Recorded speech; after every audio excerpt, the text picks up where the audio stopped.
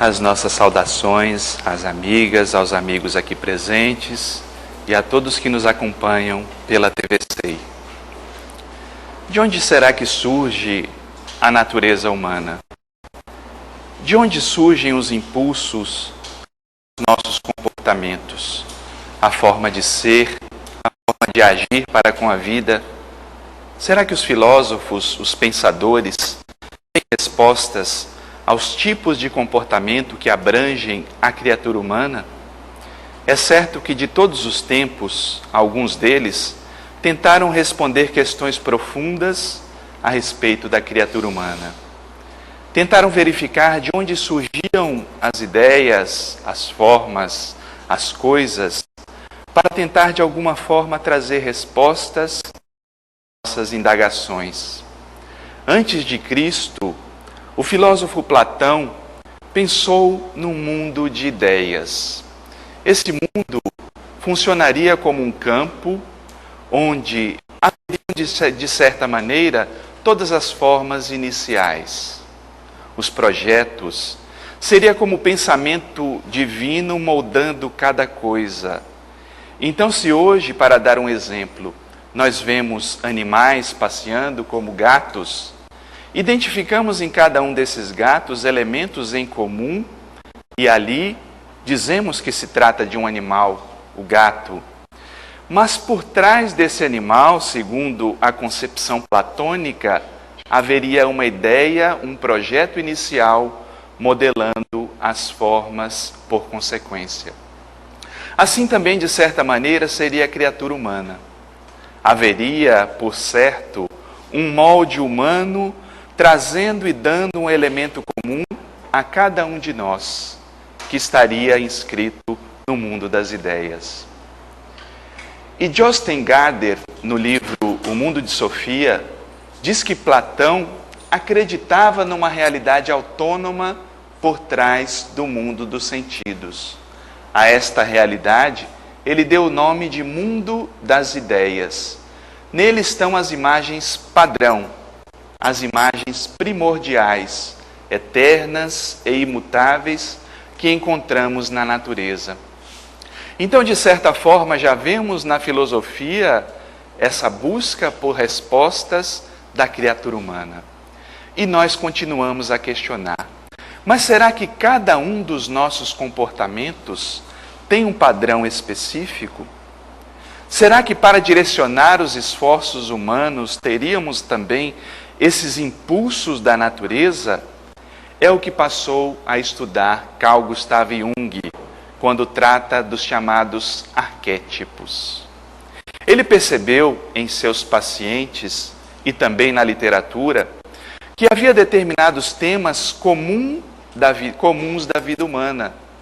Por mais que tivéssemos e temos a nossa individualidade, determinadas trajetórias da vida humana parecem comuns a todas as pessoas. E estudando mais a fundo, ele verificou que esses mesmos temas se encontravam presentes nos mitos, nas lendas, nas fábulas, nos contos da antiguidade, retratando de certa forma o comportamento humano. E a esses padrões de comportamento humano, Jung iria denominar os arquétipos. A palavra não foi criada por Carl Gustav Jung.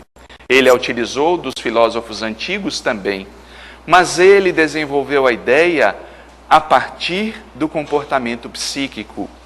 Ele aprofundou a ideia de arquétipo, trazendo para perto o padrão de comportamento da criatura humana. E dirá Joana de Ângeles em Vida, Desafios e Soluções.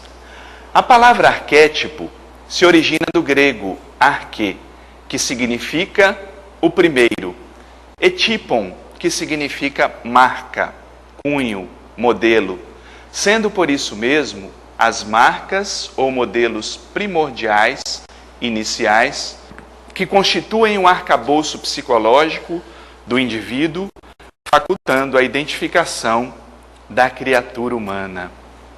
Embora possa parecer simples essa descoberta, isso de certa maneira foi uma revolução. Imaginemos os materialistas pensando que os seres humanos nasciam como se fossem uma folha em branco. Nasceríamos, como diziam, como se fôssemos uma tábula rasa, não tivéssemos nenhum tipo de conteúdo. Jung percebeu que não era assim. Ao nascermos, já trazíamos os conteúdos do inconsciente coletivo. Essas marcas primordiais que significam o nosso arcabouço psicológico e dão uma constituição em comum a cada um de nós. Era por isso que ele percebia nos mitos, nas lendas, essas narrativas. No entanto, como faltava a Jung o elemento espiritual para perceber por que trazíamos informações do passado, ficou somente na ideia inicial, no projeto de aprofundar, sem que tenha efetivamente chegado às causas, às raízes de trazermos do passado o nosso comportamento. Porque não poderíamos ter, não temos estrutura para tal, para ter informações de todos os períodos da humanidade vivenciados por todas as pessoas. O nosso inconsciente, por mais grandioso que seja, não teria capacidade de ter todas essas informações. Será que não se tratariam das informações das nossas próprias vidas, da nossa própria vivência enquanto espíritos imortais que somos, e fomos gravando a pouco e pouco essas informações que se traduzem em arquétipos? É de certa forma o que traz Joana de Ângeles. Trazendo esse arcabouço inicial, ela diz que, de certa forma, saímos do pensamento divino. Somos criação divina. E esse impulso inicial da divindade é para que cada um de nós se torne pleno, que exerçamos a plenitude das nossas características. Por isso mesmo temos um primeiro arquétipo, um arquétipo primordial, que é o self, que nos impulsiona à individuação. Então, quando verificarmos na literatura de Joana de Ângeles falar do arquétipo do self, esse self, ao mesmo tempo que ele é a totalidade do ser, ele é um impulso para a nossa plenitude. Não vemos isso no Livro dos Espíritos?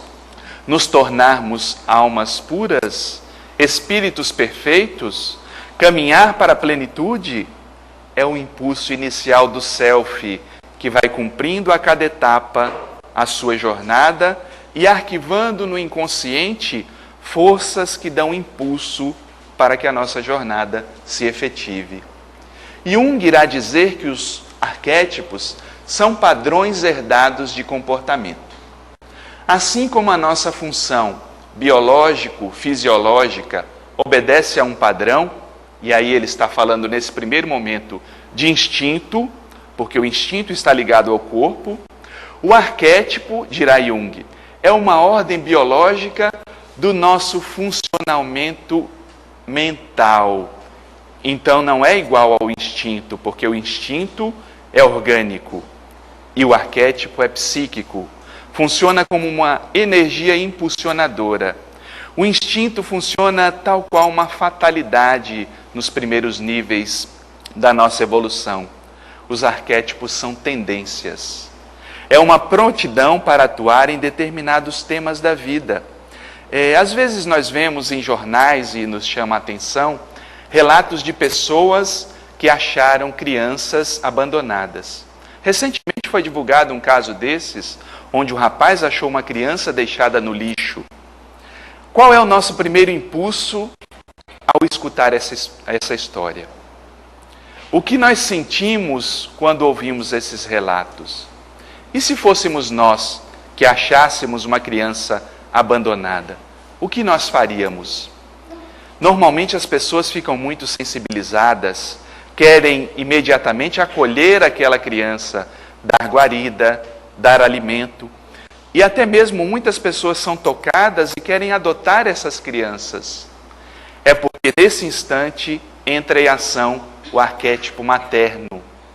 um dos arquétipos mais fortes da criatura humana, esse impulso à maternidade, ao acolhimento, que faz parte não somente das mulheres, porque enquanto espíritos, não somos homem e mulher, somos espíritos, mas temos essa tendência ao acolhimento. Logicamente, quando encarnados na constituição feminina, esse aspecto muitas vezes é impulsionado. Trata-se da energia do arquétipo que impulsiona ao acolhimento, à amorosidade, à alimentação, à nutrição, a dar guarida àquele que necessita de cuidados. Por isso que uma criança inspira tanta magia às vezes, e é curioso às vezes notar, quando saímos no shopping, e verificamos quando se aproxima uma criança. As pessoas fazem aquelas caras de bobos, de abestalhados, um pouco no bom sentido, e dão risadas, dão sorrisos, se tornam ingênuas, trazem à tona um aspecto que faz parte da natureza humana, mas que está escondido muitas vezes por trás da persona.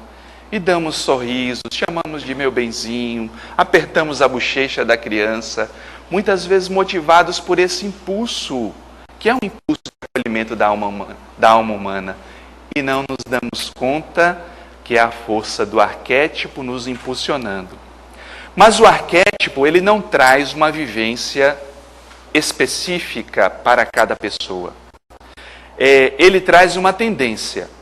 As vivências vão se tornando experiências que ficam arquivadas inicialmente em nosso inconsciente pessoal e ficam muitas vezes no campo dos complexos. Mas como vimos, os complexos estão atrelados, ligados aos arquétipos. E é nisso que a nossa vivência muitas vezes entra em conflito. Quando determinados temas da vida são acionados no campo da consciência, se eu não tenho ego estruturado para tal, vivo uma vida conflituosa. Quantas pessoas têm conflitos, ou porque não podem ser mães biológicas, ou porque exercem isso em tal intensidade na vida, que aquele arquétipo parece ser o único. E não sei se vocês já viram aquelas pessoas que querem ser mãe de todos. É a grande mãe, a mãezona. Mas podemos funcionar movidos apenas por uma energia da vida? Não, nosso processo de desenvolvimento deve ser desenvolver todas as partes. Por isso que temos que vivenciar também essas forças arquetípicas de forma equilibrada em nossa natureza. E Joana de Ângeles vem e complementa. O processo de reencarnação explica a presença dos arquétipos no ser humano, porque ele é herdeiro das suas próprias realizações através dos tempos, adquirindo em cada etapa valores e conhecimentos que permanecem armazenados nos refolhos do ser eterno que é. Então, logicamente, quando estávamos tratando da questão da maternidade, eu viverei a maternidade impulsionado pela força arquetípica que traz consigo as experiências do passado.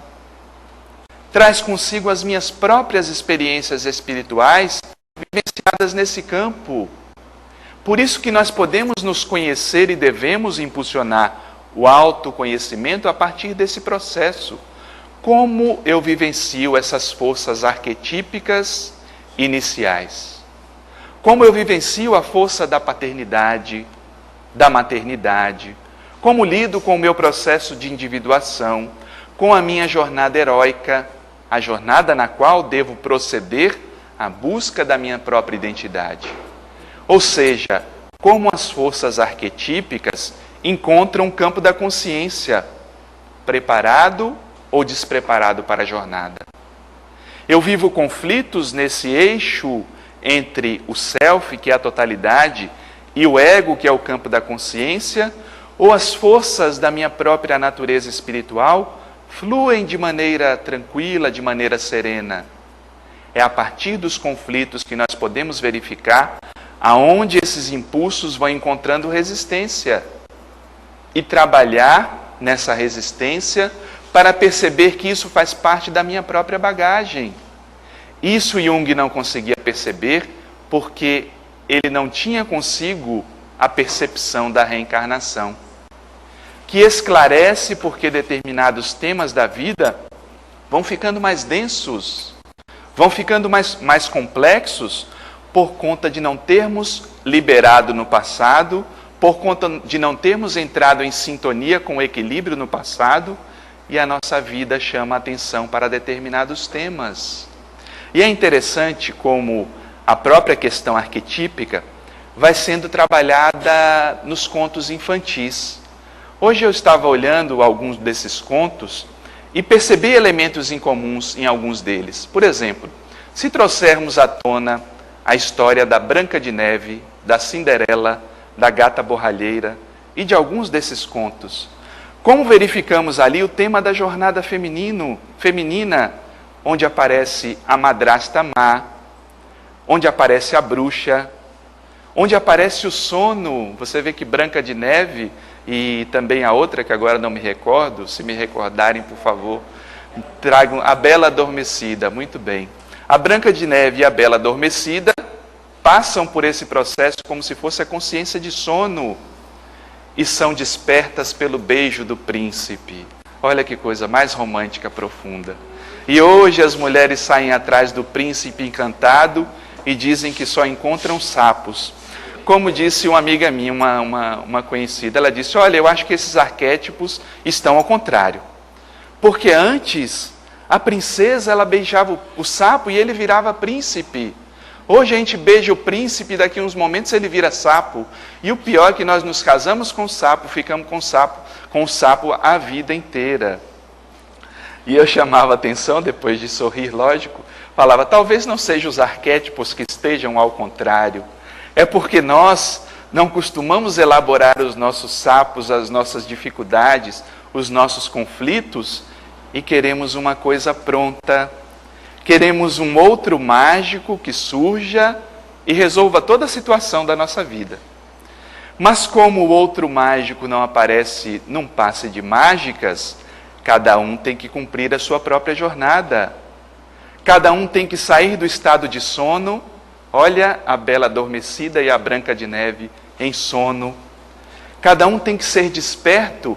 E olha o símbolo do beijo. O beijo é a união. O beijo é a comunhão que eu faço com outro aspecto. No caso, traz o exemplo da polaridade masculino e feminino que se unem, como se fossem opostos. Consciente e inconsciente em união, que trazem o processo do despertar. E nós vemos que as crianças começam desde muito cedo a participar dessas tendências arquetípicas. Mas quanto teria graça se não aparecesse a bruxa, se não aparecesse o lobo mau, se não aparecesse esses elementos que personificam a sombra densa? É a parte que a criança mais gosta. Quando fala do lobo mau, do bicho-papão, e nós vemos que até canções infantis trazem esse retrato, e às vezes ficamos até espantados. Nossa, cantam isso para as crianças? Que o bicho-papão, que o lobo mau vai aparecer. É uma forma também da criança aprender a lidar com a própria sombra, com sua sombra densa. E você vê como isso aparece constantemente, esse arquétipo representativo do desconhecido, que nós chamamos de mal, mas em essência não é mal, é uma energia. Enquanto energia deve ser canalizada para o nosso processo de crescimento.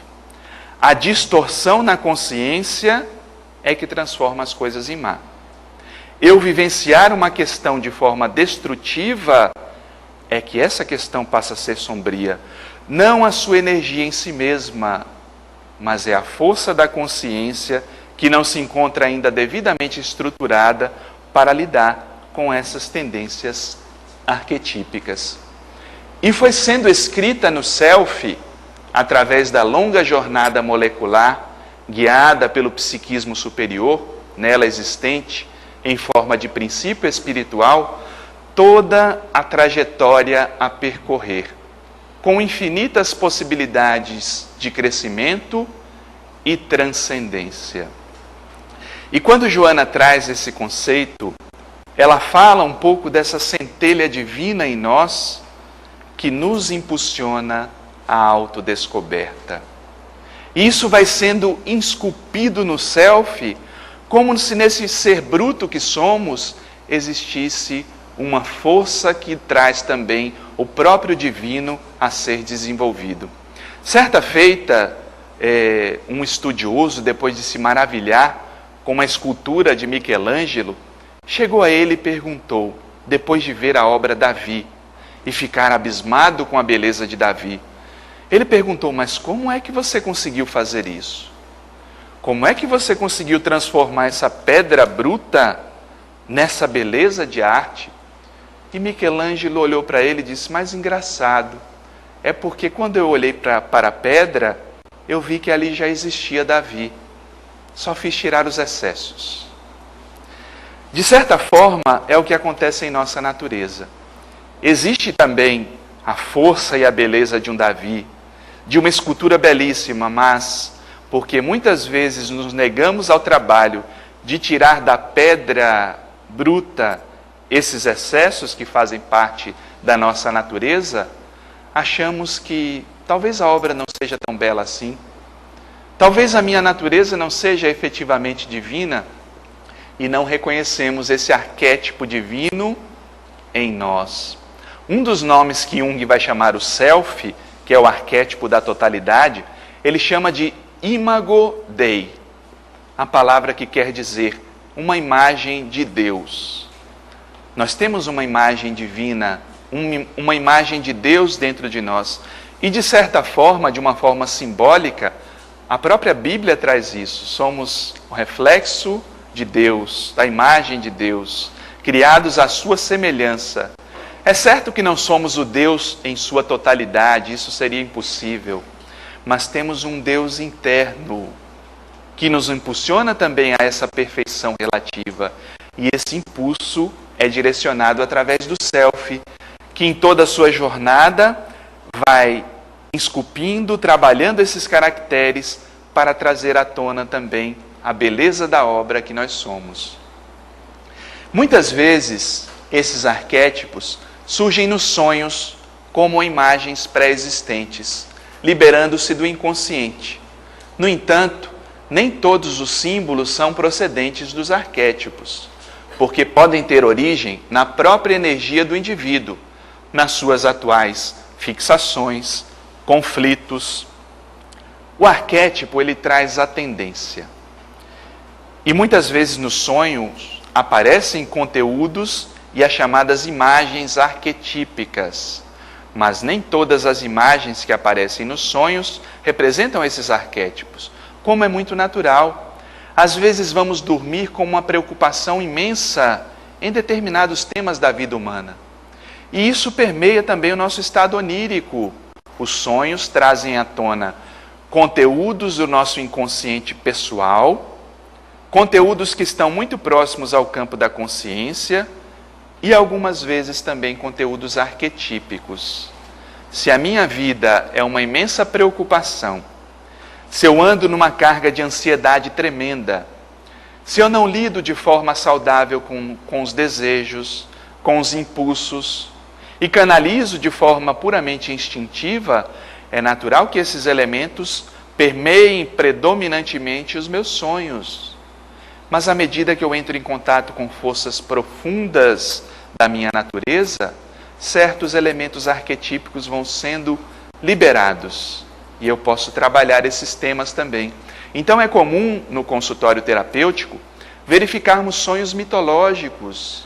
As pessoas sonham, às vezes, como aconteceu com uma paciente, que sonhou que estava sendo sugada pela terra. Olha, eu me via num campo e de repente a terra se abria e eu era sugada para dentro da terra. E quando olhamos o mito de Deméter, Perséfone, é assim que acontece com a própria Perséfone, porque ela sai para os campos para pegar a flor de Narciso e de repente a terra se abre e ela é levada por Hades, o rei dos campos dos mortos, da terra dos mortos, é levada para ficar lá com ele, no inconsciente profundo de maneira simbólica, porque a profundeza da terra simboliza o inconsciente. Então, esses sonhos que alguns pacientes retratam, trazem um tema arquetípico, que é o mergulho no inconsciente. Ou então as pessoas sonham adentrando-se numa piscina, às vezes uma piscina muito tumultuada, um rio, e de certa forma também significa um mergulho no inconsciente profundo, quando lidamos com as águas turvas, as correntezas fortes da nossa própria natureza. Ali é um encontro com a sombra, um encontro com o desconhecido, que cada um de nós tem que fazer. É a jornada de encontro consigo mesmo. E Joana de Ângeles, ela dá um exemplo. Ela diz: se um indivíduo tem um sonho com um demônio, não significaria necessariamente que estivesse em contato com ele, mas com o arquétipo símbolo do mal, que existe no inconsciente de todos os povos, desde a sua origem, e permanece através dos milênios. Olha um símbolo forte também que Joana de Ângeles apresenta, que é sonhar com forças demoníacas. E a pessoa diz e fica assustada de ter sonhado com assombração, de ter tido um pesadelo, e acha que seria talvez uma entidade espiritual, ou o próprio demônio, se acredita nessa força do mal. Não se trata necessariamente disso. Se trata às vezes desse impulso arquetípico para o mal, que aparece como força na consciência. E aí eu tenho que questionar: como estou lidando com o mal que existe em mim? Porque costumamos identificar muito fácil o mal que existe no outro, o mal que existe ao lado, o mal que existe no governo, o mal que existe na sociedade. Mas como esse mal que existe fora existe porque cada um de nós não trabalhou a própria natureza, eu preciso me questionar sobre esse encontro arquetípico com as forças do mal que habitam ainda em mim. Quando dizemos mal, não é que a força em si mesma seja mal. Mal é porque o seu direcionamento está sendo destrutivo para mim, para as pessoas que me cercam, para a sociedade como um todo. E eu preciso estruturar essa força para que ela se situe no campo da individuação, no campo do bem, no sentido de construir, no sentido de agregar. Então não se assustem quando sonharem com essas forças denominadas forças do mal. Perguntem a vocês, perguntemos a nós mesmos: o que ainda existe de mal em mim? Que tipo de energia destrutiva eu tenho que trabalhar em mim para que se transforme num bem? É dessa forma que nós fazemos a ponte com o nosso inconsciente profundo e vamos trabalhando todas essas tendências que fazem parte do nosso psiquismo profundo. E na condição de psicoterapeuta excepcional, Jesus utilizou-se dos símbolos, nobres arquétipos da época, a fim de imortalizar as suas propostas de saúde e bem-estar. Por que será que hoje, passados 2000 anos, as propostas de Jesus continuam válidas? Como é que será que alguém consegue, como ele conseguiu, entender a natureza humana tão a fundo, a ponto de nós lermos hoje páginas e ensinamentos do Evangelho e ali encontrarmos respostas para os nossos próprios conflitos? Somente alguém que conhecesse a fundo os arquétipos humanos. Somente alguém que conhecesse e conhece a alma humana como se estivesse revelada a própria luz da consciência. E conhecedor da alma humana, porque já havia cumprido o próprio trajeto de individuação, a trajetória heróica, ele sabia como ninguém desvelar o comportamento humano. E há 2000 anos já se antecipava a conflitos que nós continuamos vivendo. Por que andais ansiosos quanto ao que comer, ao que vestir? E aí trazia adiante um comportamento da criatura humana de se comportar de forma ansiosa. falava do direcionamento dos tesouros internos, que deveria buscar o reino dos céus em primeiro lugar, e não os tesouros, a aplicação nos tesouros que as traças corroem e que os ladrões podem roubar. E mais a fundo, ainda de maneira simbólica, utilizou-se das parábolas. Falando de maneira simbólica, Jesus se equiparava à linguagem do inconsciente, porque o inconsciente também fala de forma simbólica. Quantas vezes nós não entendemos nossos sonhos?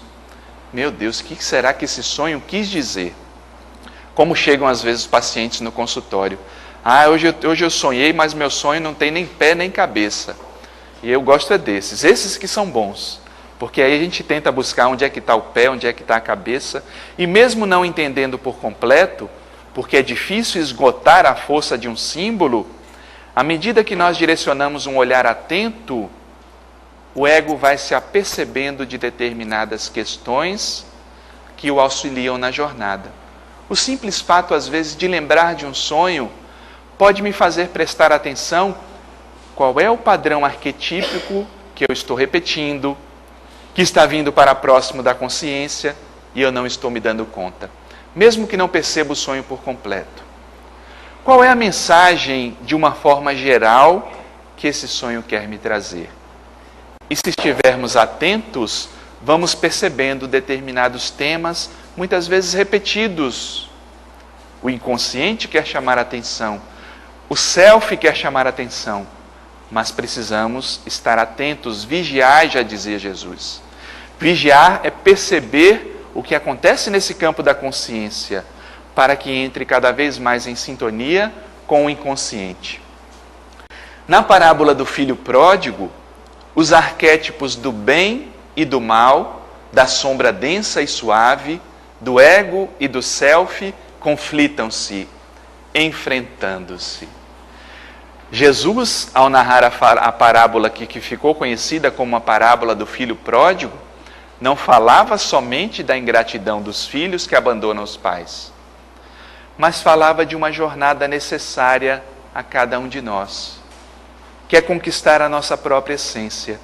Partir para um país distante, muitas vezes significa enfrentar os desafios da vida, recolher aquela energia divina e começar a participar também dos embates existenciais. E nós vemos quanta dificuldade tem as pessoas hoje em dia de proceder à própria jornada.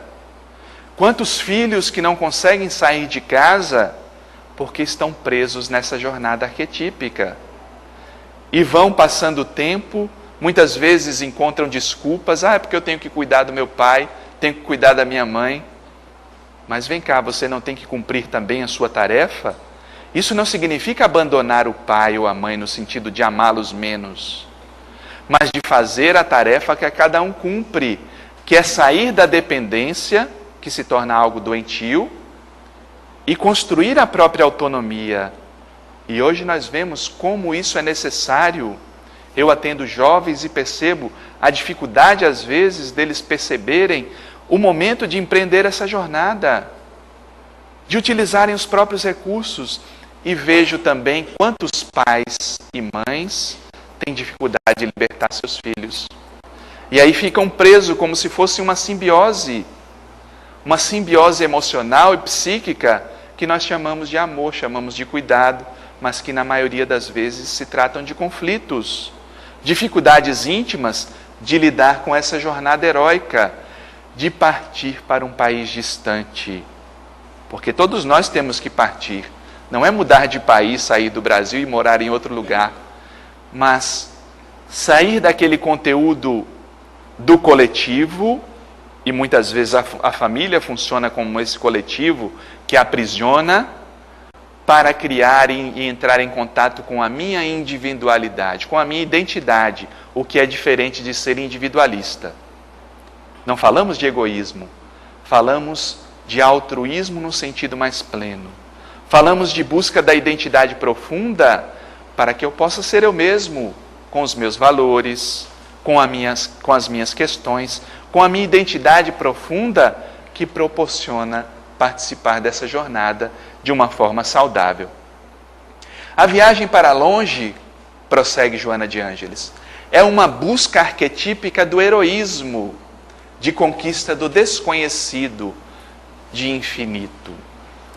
E já diria Carl Gustav Jung, o homem deve conectar-se a uma questão infinita, que significa nada mais, nada menos que o infinito de si mesmo, que são as inúmeras potencialidades que se encontram adormecidas, mas que por falta de um impulso na jornada, nós ficamos presos. Quais são as questões que me prendem ainda? São as questões do trabalho, são as questões sociais, são as questões do relacionamento, onde a minha jornada deve se iniciar, saindo do coletivo, encontrando a individualidade em mim mesmo. Encontrando o divino que eu sou, para poder lidar com essa jornada de forma responsável, mesmo que advenham conflitos, como veio para o filho pródigo, porque ele viveu a crise. O país onde ele se encontrava começou a ter carência, e ele se recordou do pai dele. Só que essa jornada de retorno já era sob uma nova condição, porque já havia consciência. E é isso que nós devemos buscar, a força da consciência, o desenvolvimento da consciência. É isso que esses impulsos arquetípicos querem nos trazer, de mensagem, de lição, conhecer cada vez mais os conteúdos que fazem parte da natureza humana, das forças que fazem parte de cada um de nós, mas conhecer também mais a fundo a minha individualidade. Certo, todos nós temos tendências arquetípicas que nos identificam, mas onde se encontra a minha identidade nisso tudo?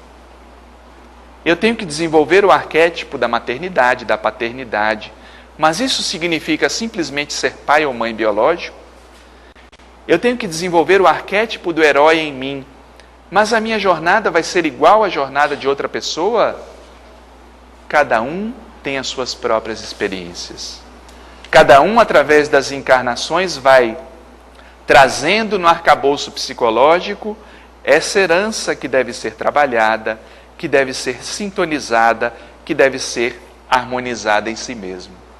As roupas limpas e novas, o novilho nutrido para a festa, são formidáveis arquétipos que se encontram em todos os mitos, particularmente no panteão grego, quando os deuses comungavam com os homens e banqueteavam-se.